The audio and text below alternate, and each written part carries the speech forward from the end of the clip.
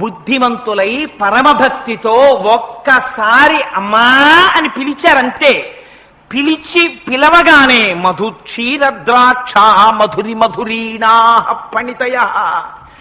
నువ్వు కూడా నీ జీవితంలో ఒక్కసారి అమ్మవారిని అలా దర్శనం చేసి తెల్లటి కాంతితో కూర్చున్న అమ్మవారి వంక చూసి ఈ శ్లోకం పరమ పవిత్రం, జ్ఞాపకం పెట్టుకోండి.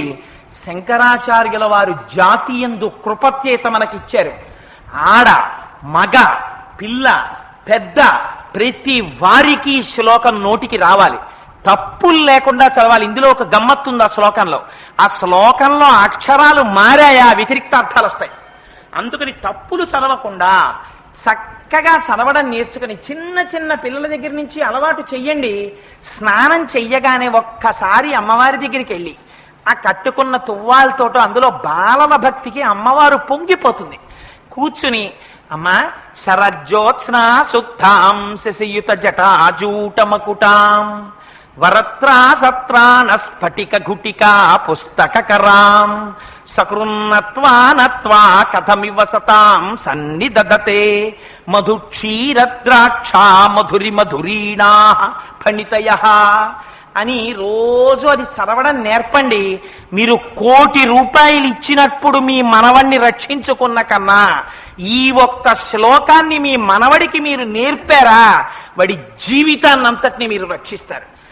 ఏదో ఒకనాడు వాడలా చెప్పగా చెప్పగా చెప్పగా చెప్పగా వాడి మనస్సు నిలబడుతుంది. ఆనాడు అమ్మ కృప వాడి ఎందు ప్రసరిస్తుంది. అమ్మ అనుగ్రహం కలిగిందా వాడు ఏ స్థితికైనా వెళ్ళొచ్చు. అందుకని ప్రతి వాళ్ళు మాకెందుకండి, మేము పెద్దవాళ్ళం అయిపోయాయి కదా, మాకెందుకు ఈ శ్లోకాలు అనుకోకండి. జ్ఞానము కావాలి కదా, భగవత్ సంబంధమైనటువంటి జ్ఞానము ఆత్మజ్ఞానము లోపల స్థిరపడడానికి అది ప్రసరించడానికి పరమ హేతువైనటువంటి గొప్ప శ్లోకాన్ని ఇవాళ శంకర భగవత్పాదులు మనకి కృప చేశారు. అందుకని అందరూ నా విజ్ఞాపన తప్పులు లేకుండా చదవడం మాత్రం ఈ శ్లోకాన్ని అలవాటు చేసుకోండి. ఇదొక శ్లోకం. దృశాద్రాఘీయస్యా దరదలిత నీలోత్పల రుచ దవీయాంసం దీనం స్నపయ కృపయా మమపి శివే అనేనాయం ధన్యో భవతి నచతే హానిరియత వనే వా హర్మ్యే వా సమకర నిపాతో హిమకరః. ప్రతి వారి ఇంటి పూజా మందిరంలోనూ శంకరులు ఉండాలి.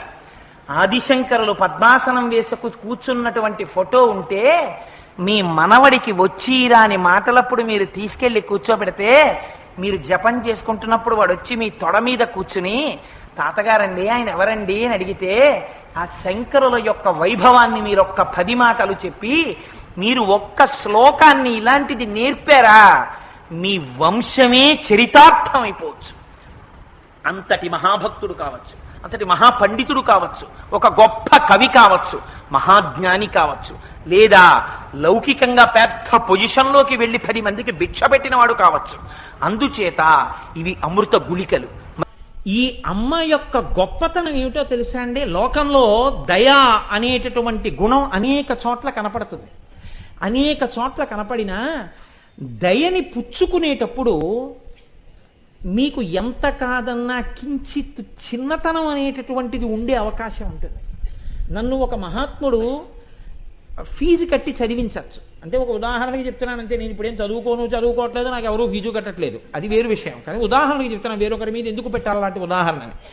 కానీ ఆయన నన్ను ఎంత ఉదారంగా చదివిస్తున్నా ఫీజు కట్టండి అని నోటీస్ ఇచ్చినప్పుడు నేను ఆయన దగ్గరికి వెళ్ళి, సార్ నేను మళ్ళీ ఫీజు కట్టాలండి, అందుకని 23,000 రూపాయలు మీరు ఇచ్చేస్తారా అని అడగడానికి నేను వెళ్ళి వాళ్ళ ఇంటి ముందు నించున్నప్పుడు ఆయన బయటకు వచ్చి, రేపు రావయ్యా తీసుకెళ్ళిపోదు కానివి, బాగా చదువుకుంటున్నావా అని అడిగితే, ఆ మరునాడు మళ్ళీ నేను 23,000 రూపాయలు తీసుకోవడానికి వెళుతున్నప్పుడు నాకు ఒక చిన్నతనం ఉంటుంది.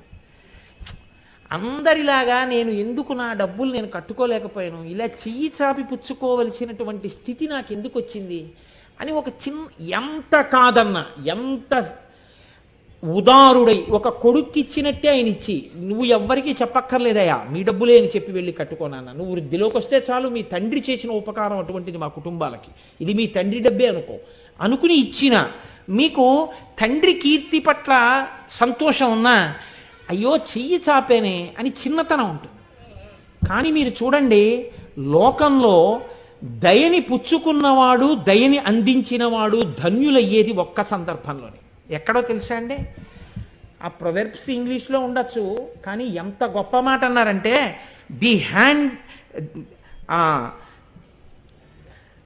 The quality of mercy is not trusted, it is twice blessed. It blesses him that gives and him that takes. ఒక్క అమ్మ విషయంలో మాత్రం ఎక్కడైతే దయ ఇయ్యబడుతోందో అక్కడ చిన్నబుచ్చుకోవలసిన అవసరం ఉండదు. ఎవడు పుచ్చుకున్నాడో వాణ్ణి చూసి ఇచ్చానన్న గర్వంతో దయ ఇయ్యబడదు. ఆ స్థానం శ్రీమాత. ఎందుకని? ఎన్ని తప్పులో మన దగ్గర ఉన్నాయి, ఎంత దయయో అమ్మ దగ్గర ఉంది. మీరు లెక్క వేసి చూసుకోండి. పుట్టడం దగ్గర నుంచి తప్పులన్నీ మనవి, దయంతా అమ్మది. రోజు నేను చెప్పక్కర్లేదు, మీకు తెలుసు. ఎన్ని తప్పులో చిన్నప్పుడు, అన్ని అబద్ధాలే, అన్ని తప్పులే. ఇంత తప్పుడు బతుకుని కడుపులో పెట్టుకుంది. ఎవ్వరికి పక్క వాళ్ళకు కూడా చెప్పలేదు, కొడుకు చులకనైపోతాడని. ఇంత కడుపులో పెట్టుకుని కొడుకు వృద్ధిలోకి రావాలని నా పట్ల దయని చూపించి అన్నం పెట్టిన అమ్మ, తండ్రి కొట్టేసి వీడికి అన్నం పెట్టకు అని తలుపేసేస్తే, నాన్నగారు నిద్రపోయిన తర్వాత తలుపు తీసి నన్ను తీసుకొచ్చి బింకంతో అన్నం తిననని కూర్చుంటే, తను కళ్ళనీళ్లు పెట్టుకుని దయతో నాకు అన్నం పెట్టిన అమ్మ నాలో పరివర్తనని తీసుకొచ్చింది, నన్ను మార్చింది, నేను వృద్ధిలోకి వచ్చేటట్టుగా చేసింది. ఆ ప్రకటించిన దయ వలన ఆవిడికి తరిగిపోలేదు. ఆ దయని పుచ్చుకున్న నేను కుమిలిపోవలసిన అవసరం లేదు. ఇచ్చిన దయ, పుచ్చుకున్న దయ బాగా ఇంకా గుణింపబడి రెండు సార్థకత పొందేది ఎక్కడైనా ఉంటే లోకంలో ఒక్క అమ్మ దయచేత ప్రకాశించినటువంటి కొడుకునందే. అమ్మ దయ అర్థమైతే నువ్వు ఎప్పటికీ తప్పుడు కొడుకువి కాలేవు. అందుకే పోతన గారు ఒక్క తీర్పు చెప్పారు: చేతులారంగ శివుని పూజింపడేని, నోరు నొవ్వంగ హరికీర్తి నుడువడేని, దయయు సత్యంబులునుగా తలపడేని, కలుగనీటికి తల్లుల కడుపు చేటు. కాబట్టి లోకంలో అమ్మకే ఇంత మర్యాద ఉంటే, ఇన్ని లోకాలను కన్న అమ్మ ఆ శ్రీమాత ఎంత గొప్పదై ఉండాలి అని, అంత గొప్ప అమ్మ గురించి, అమ్మ యొక్క దయా విశేషం గురించి మనకి లోకంలో ఆ లలితా సహస్రనామంలో వసిన్యాది దేవతలు ఆ అమ్మ వైభవాన్ని కీర్తనం చేస్తారు. అయితే చాలా ఆశ్చర్యకరమైన విషయం ఏమిటంటే, ఇంత పెంచి పెద్ద చేసినటువంటి అమ్మకి నమస్కారం చేయకపోతే పీడాపోయేది. అంత గొప్ప అమ్మ వైభవం చెప్తుంటే ఆవలింత రావడానికే సిగ్గుపడాలి మనం. ఆ ఆవలింత 100 మందికి వినబడేటట్టు ఆవలించిన వాడు సభలో ఏమనుకోవాలి? అటువంటి వాణ్ణి కూడా క్షమించగలిగిన శ్రీమాత అమ్మవారని అమ్మవారి గురించి పెద్దలు అంటారు. అంతటి వైభవం ఉన్న తల్లి శ్రీమాత. అటువంటి తల్లి యొక్క వైభవం వసిన్యాది దేవతలు కీర్తనం చేశారు. కాబట్టి ఇవాళ నేను ఆ శ్రీమాత అన్న నామాన్ని మాత్రమే వ్యాఖ్యానం చేయగలిగాను.